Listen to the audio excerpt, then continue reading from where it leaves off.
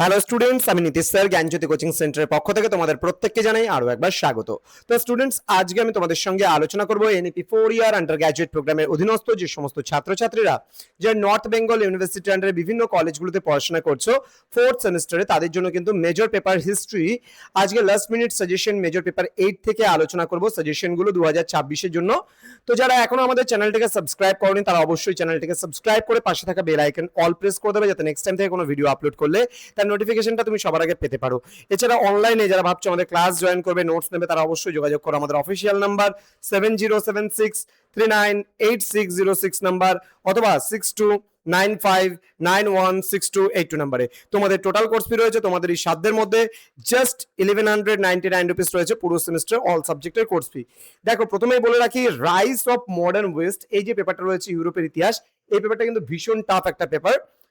অল্প কোশ্চেন পড়লে হয়ে যায়, কিন্তু টাফ আছে, বিষয়গুলোকে খুব ভালো করে পড়বে তাহলেই কিন্তু 100% কমন পাবে।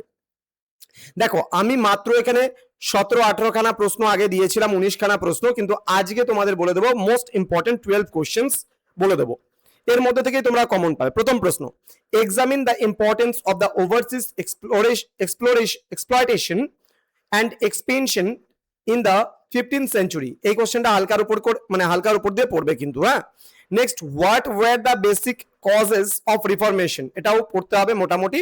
কমার্শিয়াল রেভলিউশনটা খুবই গুরুত্বপূর্ণ, যদি 6 না আসে 6 না আসলে 3 আসার সম্ভাবনাও কিন্তু রয়েছে এই প্রশ্নটা। স্লেভ ট্রেড ভালো করে পড়বে, একদম 100% কমন প্রশ্ন এটা।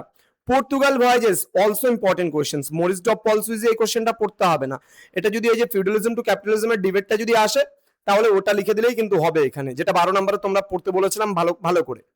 নেক্সট বলছে, write a note on the development of the cartography in the 15th and 16th century. Very very important questions, ভালো করে পড়বে। নেক্সট রয়েছে, briefly mention the impact of the renaissance on sculpture.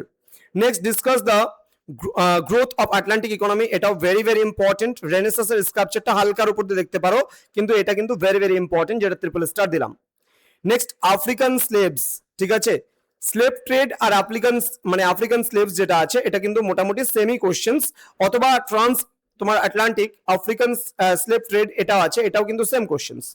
Next বলছে, what is meant by ফিফ and ভ্যাসেলেজ, এই কোশ্চেনটা 3 এর জন্য আসতে পারে। ওয়েস্টফেলিয়া, ট্রিটি অফ ওয়েস্টফেলিয়া, ভালো করে পড়বে। নেক্সট বলছে, describe the differences between Calvinism and Lutheranism, এই কোশ্চেনটা ভালো করে পড়বে।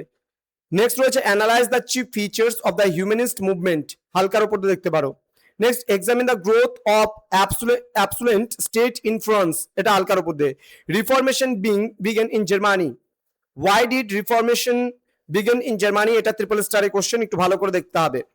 Next, write an essay on the reformation movement under the leadership of the Martin Luther or John Calvin or Ulrich Zwingli, এটা মার্টিন লুথার সম্পর্কেও আসতে পারে, জন ক্যালভিনের ব্যাপারেও আসতে পারে, উলরিক জুইংলির ব্যাপারেও আসতে পারে।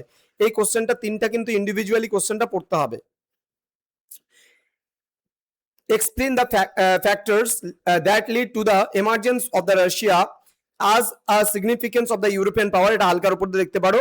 Then briefly trace the rise of তোমার হচ্ছে centralized state in the England under the Tudors, এই কোশ্চেনটা হালকার উপর দেখতে পারো, আর যদি ছাড়তে চাও ছাড়ে দিতে পারো এই কোশ্চেনটা। তো স্টুডেন্টস, এই ছিল আজকের ক্লাস, যেখানে আমি 100% কমন তোমাদের পার্ট 2 ভিডিও নিয়ে আলোচনা করলাম। এরপরে আসবে পার্ট 3 ভিডিও, 100% কমন যে প্রশ্নগুলো 3 নম্বরের সেগুলো নিয়েও কিন্তু আলোচনা করব। তো আজকে 10 থেকে 12 খানা প্রশ্ন দিলাম, এই প্রশ্নগুলো খুব ভালো করে পড়বে কিন্তু। দেখা হচ্ছে আরো একটা নতুন ক্লাস নিয়ে তোমাদের সঙ্গে। তোমরা প্রত্যেকে ভালো থেকো, সুস্থ থেকো। Thank you so much, thanks for watching after all, thank you.